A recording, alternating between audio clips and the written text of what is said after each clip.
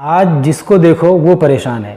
जिससे भी पूछ लो आपको एक ही बात कहता हुआ मिलेगा कि यार हम इतना कमाते हैं लेकिन हमारे घर में बरकत नहीं होती है।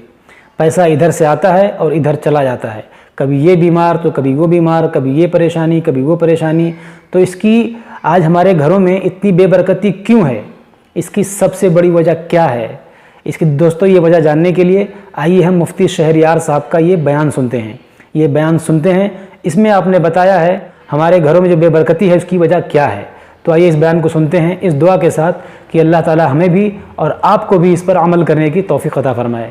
तो आइए इस बयान को सुनते हैं। बेनमाजी की नजर पड़े घर में तो बरकत खत्म हो जाए, और जिस घर में 4 मर्द हो चारों बेनमाजी, 4 औरतें हो चारों बेनमाजी, ये सारे की सारे रात के 12-1-2 बजे तक फिल्में देखे, कॉमेडी चलाए, व्हाट्सएप यूट्यूब में लगे रहे और दिन के 10 बजे उठे, यहाँ तक कि फरिश्ता आया बरकत लेकर, फरिश्ता वापस हो गया। उसके बाद अमीरों के पास दौड़ के जाए कि कमाई है मगर बरकत नहीं है। कैसे बरकत होगी? हुजूर की हदीस है, जो फजर की नमाज छोड़ेगा उसके चेहरे का नूर अल्लाह छीन लेगा, जो जोहर की नमाज छोड़ेगा अल्लाह उसकी रोजी से बरकतें खत्म कर देगा, जो असर की नमाज छोड़ेगा अल्लाह उसके बदन से ताकत खत्म कर देगा। चाहे वह रोजाना सेब संतरा का जूस पीता रहे, वह बदन से ताकत खत्म हो जाएगी। जिसको आप देख सकते हैं आज 18 साल का जवान भी हिल रहा है, 25 साल का जवान का चेहरे गाल का गोश्त अंदर धंसा हुआ है, आंखें धंसी हुई है, और बहुत सारे शादी से पहले नामर्द और हिजड़ा हो चुके हैं। मुश्तजनी ने, इखलामबाजी ने, ज़िनाकारी ने, गंदी फिल्मों ने उसे नामर्द और हिजड़ा बना दिया है। दूसरे का क्या बिगाड़ेगा?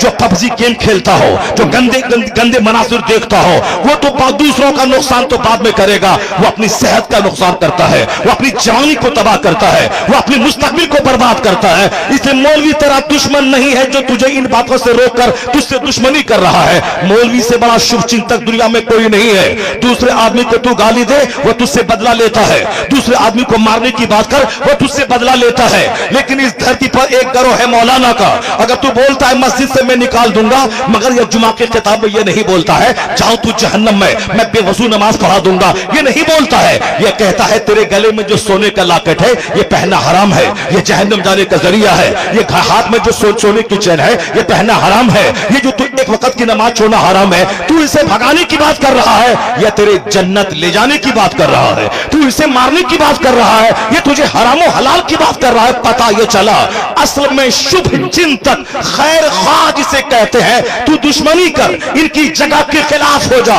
इसे भगाने की बात कर, मगर ये तेरे जन्नत जाने की बात करता है, तेरी सेहत की बात करता है, तेरी आबादी की बात करता है। तो गालियां सुनकर जो तेरी रहमत की दुआ करे, इस धरती पर न कोई नेता है और न कोई IAS ऑफिसर है। अगर कोई गिरोह है तो वो उलमा की जमात है जो गालियां सुनने के बाद भी तुझे जन्नत का रास्ता दिखाता है, तुझे जन्नत का रास्ता दिखाता है। ये वाहिद गिरोह है आलिमों का।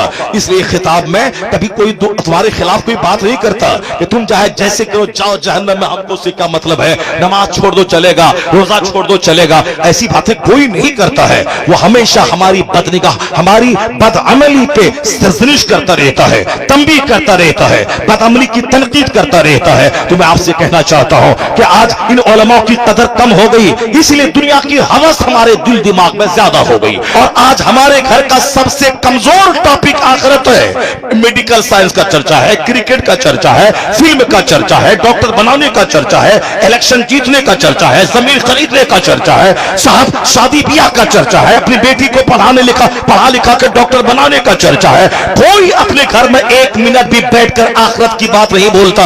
कई लाख मुसलमानों की बेटियां मुशरिकों के साथ भाग गई, उसके जिम्मेदार ये बाप है जो अपनी बेटी को कभी आखिरत और जन्नत और ईमान का महत्व नहीं बताया।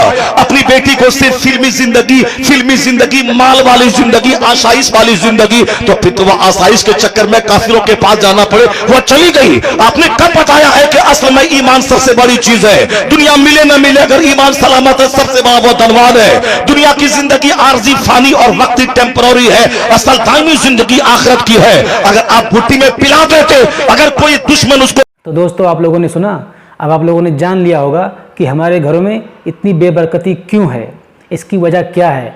आज देखें पूरा घर का घर बेनमाजी, बाप बेनमाजी, माँ बेनमाजी, बीवी बेनमाजी, बच्चे बेनमाजी, सबके सब बेनमाजी।